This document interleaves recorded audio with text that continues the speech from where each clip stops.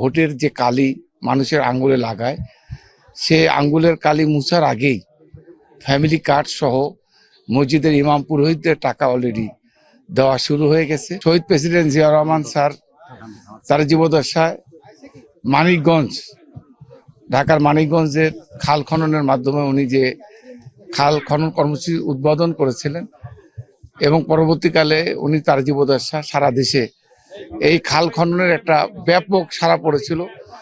দীর্ঘদিন পর তার উত্তরাধিকার বেগম খালেদা জিয়া এবং শহীদ প্রেসিডেন্ট জিয়াউর রহমানের জ্যেষ্ঠ সন্তান তারেক রহমান সাহেব, উনি বাংলাদেশের প্রধানমন্ত্রী নির্বাচিত হওয়ার আগে গত 12ই ফেব্রুয়ারি নির্বাচনের আগে উনি যে অঙ্গীকার করেছিলেন, আপনারা জানেন যে ফ্যামিলি কার্ড, কৃষি কার্ড, ইমামদেরকে, পুরোহিতদেরকে মাসে মাসে ভাতা প্রদান এবং এই খাল খননের মতো অনেকগুলি কর্মসূচি উনি দিয়েছিলেন।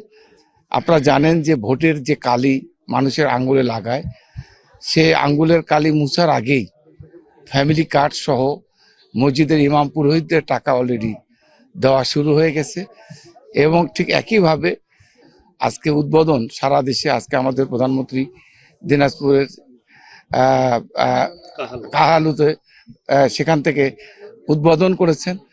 এই উদ্বোধনের মাধ্যমে সারা দেশব্যাপী বিভিন্ন জেলার এমপি মন্ত্রী সাহেবরা আজকে আনুষ্ঠানিকভাবে এই খাল কর্মসূচি শুরু করেছে। মানুষের মধ্যে যে ব্যাপক সাড়া, আমি বিশ্বাস করি, আপনারা জানেন বিশেষ করে এই উত্তরাঞ্চল সবচেয়ে বেশি খরায় মানুষ জর্জরিত। খরার সময় পানি থাকে না, মাঠ ঘাট পুড়ে খাড়া হয়ে যায়। আমার বিশ্বাস এই খাল খননের যে কর্মসূচিতে দেশের মানুষের যে সাড়া পড়েছে, আমার বিশ্বাস খরার সময় যে পানির অভাব, এই খাল খননের মাধ্যমে পানির মজুদ হবে।